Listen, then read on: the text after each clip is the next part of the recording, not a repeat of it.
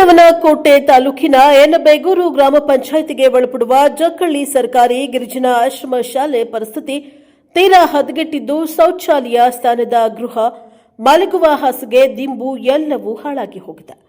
ಇದರಿಂದ ವಿದ್ಯಾರ್ಥಿಗಳ ಆರೋಗ್ಯ ಹಾಳಾಗ್ತಾ ಇದ್ದು, ಅದು ಮಾತ್ರವಲ್ಲದೆ ಮನೆಯಿಂದ ಶಾಲೆಗೆ, ಶಾಲೆಯಿಂದ ಮನೆಗೆ ಮಕ್ಕಳನ್ನ ಖಾಸಗಿ ವೈಟ್ ಬೋರ್ಡ್ ಜೀಪಿನಲ್ಲಿ ಕರೆದೊಯ್ತಾ ಇದ್ದು, ಮಕ್ಕಳಿಗೆ ಯಾವುದೇ ರೀತಿಯ ಸುರಕ್ಷತೆ ಇಲ್ಲದೆ ಭಯಪಡುವ ಪರಿಸ್ಥಿತಿ ಇದ್ದು, ಇದರ ಬಗ್ಗೆ ಯಾವುದೇ ಅಧಿಕಾರಿಗಳು ತಲೆ ಕೆಡಿಸಿಕೊಳ್ತಾ ಇಲ್ಲ ಎಂದು ಗ್ರಾಮಸ್ಥರು ದೂರಿದ್ದಾರೆ.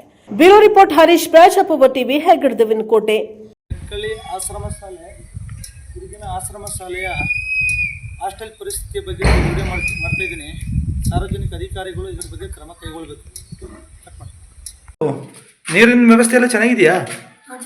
ಟಾಯ್ಲೆಟ್ ಎಲ್ಲ ಯಾಕೆ ಡೋರ್ಗಳಿಲ್ವಲ್ಲ? ಎಲ್ಲರಿಗೂ ಹೆಣ್ಮಕ್ಳು ಇಲ್ಲೇ ಹೋಗ್ತಾರಾ? ನಿಮ್ಗಳಿಗೆ ಬಾಗಿಲುಗಳಿಲ್ಲದಂತೆ ಟಾಯ್ಲೆಟ್ಗೆಲ್ಲ ಇದೇ ಜಾಗದಲ್ಲಿ ಹೋಗ್ತೀರಿ?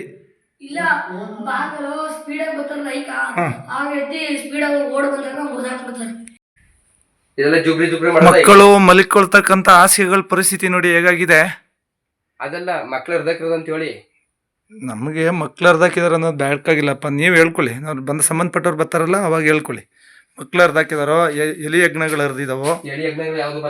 ಇಲ್ಲಿ ಮಕ್ಕಳ ಪರಿಸ್ಥಿತಿ ಎಲ್ಲ ಚಿಕ್ಕ ಚಿಕ್ಕ ಮಕ್ಕಳು 4 ವರ್ಷ 5 ವರ್ಷದಿಂದ ಹಿಡಿದು 8, 10, 12 ವರ್ಷ ಗಂಟು ಮಕ್ಕಳು ಓದ್ತಾ ಇದಾರಲ್ಲ ಇಲ್ಲಿ. 9ನೇ ಕ್ಲಾಸ್ ಗಂಟು ಓದ್ತಾ ಬೈಕಲ್ಲಿ ಕೈ ತೊಳಿತಕ್ಕಂತ ಬೇಸಿನ್ನು ನೀರ್ ಬ್ಲಾಕ್ ಆಗಿ ಕೈ ತೊಳೆದಿರ್ಲಿಲ್ಲ. ನೀರೇ ಬತ್ತಿಲ್ಲ, ಇಲ್ಲಿ ನೀರ್ ಬರೋದು ಅಲ್ಲಿ ಕೈ ತೊಳೆದಿರೋದು.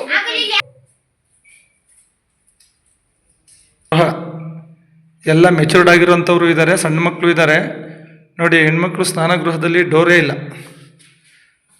ಇಲ್ಲಿ ಮೇನಾಗಿ ಸ್ನಾನ ಮಾಡೋದು ಹೆಣ್ಮಕ್ಳು, ಮೆಚೂರ್ಡ್ ಆಗಿರೋ ಹೆಣ್ಮಕ್ಳು. ಬಟ್ಟೆ ಒಗೆಯುವಂಥ ಮಿಷಿನು ಸಹ ಇದ್ದು ಅದನ್ನು ರಿಪೇರಿ ಆಗಿರ್ತದೆ.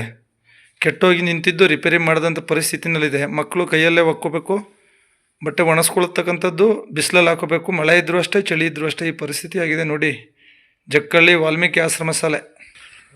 ಮಕ್ಕಳು ಊಟ ಮಾಡಿದ ನಂತರ ಕೈ ತೊಳೆಯುವ ನೀರು ಮತ್ತು ಕೈ ತೊಳೆಯುವ ಜಾಗ ಅದು ಹರಿದ್ಕೊಂಡು ಹೋಗಿರತಕ್ಕಂಥದ್ದು ನೋಡಿ. ಎಲ್ಲೆಲ್ಲಿ ಹೋಗಿ ಟಾಯ್ಲೆಟ್ ಚೇಂಬರ್ಗೆ ಹೋಗ್ತಾಯಿದೆ. ಟಾಯ್ಲೆಟ್ ಚೇಂಬರ್ನ ಪರಿಸ್ಥಿತಿ ಓಪನ್ ಆಗಿದೆ. ಇಲ್ಲಿ ಮಕ್ಕಳಿಗೆಲ್ಲ ವಾಸನೆ, ಯಜ್ಞಗಳೆಲ್ಲ ತೋಡಿರ್ತಕ್ಕಂಥದ್ದು ಎಷ್ಟು. ಮತ್ತು ಅಲ್ಲಿ ಕಸಗಳು ನೋಡಿ ಹೇಗಿದೆ. ಇಲ್ಲಿದೆ, ಇದೇ ಗಂಡು ಮಕ್ಕಳದ ಶೌಚಾಲಯ, ಬಾಲಕರ ಶೌಚಾಲಯ.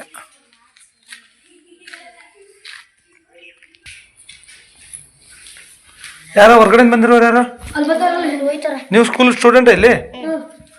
ಅವ್ರು ಎಲ್ಲಿಂದ ಬರ್ತಾರೆ? ಅವರು ಬ್ರಹ್ಮಗಿರಿಯಿಂದ ಆಟ ಏನಕ್ಕೆ ಬಂದರು ಗೊತ್ತಿಲ್ಲ. ಏನಪ್ಪದ ನೀರು? ಇದು ಸಂಪು?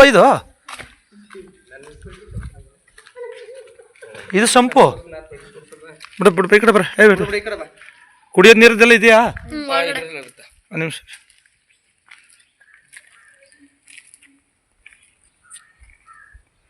ಕುಡಿಯೋ ನೀರು ಸಂಪು ಎಷ್ಟು ಶುದ್ಧವಾಗಿದೆ, ಶುಭ್ರವಾಗಿದೆ ನೋಡಿ. ಏನು ಪಾಚಿ ಕಟ್ಟಿಲ್ಲ ಇಲ್ಲಿ. ಒಳಗಿರೋದು ನೀರು ಇಲ್ಲಿ ಅಲ್ಲ ಇರೋ ಮೇಲ್ಗಡೆ ಅದೆಲ್ಲ ತೊಟ್ಟಿಕಲ್ವ? ಒಳಗಡೆ ತೊಟ್ಟಿಕಲ್ವೇನು? ಇರು ಅಂತೀಯಲ್ಲ. ಇರು, ತೆಗಿ, ಓಪನ್ ಮಾಡೋದನ್ನ ತೆಗಿ.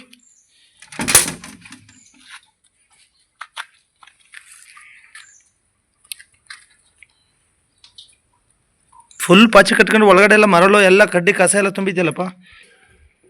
ಮಕ್ಕಳು ಕುಡಿಯುವ ನೀರು ಶುದ್ಧೀಕರಣ ಮಾಡ್ತಕ್ಕಂಥ ಟ್ಯಾಂಕರ್ ಇದೆ, ಎಲ್ಲ ಕೆಟ್ಟು ಒಂದು ಯೂಸ್ ಆಗ್ತಾಯಿಲ್ಲ ನೋಡಿ. ಎಲ್ಲ ವ್ಯವಸ್ಥೆ ಇದ್ದರೂ ಸಹ ಏನು ವ್ಯವಸ್ಥೆನೇ ಉಪಯೋಗಿಸ್ಕೊಳ್ಳೋ ರೀತಿಯಲ್ಲಿ ಇಲ್ಲ ಇಲ್ಲಿ ಹಾಸ್ಟೆಲ್.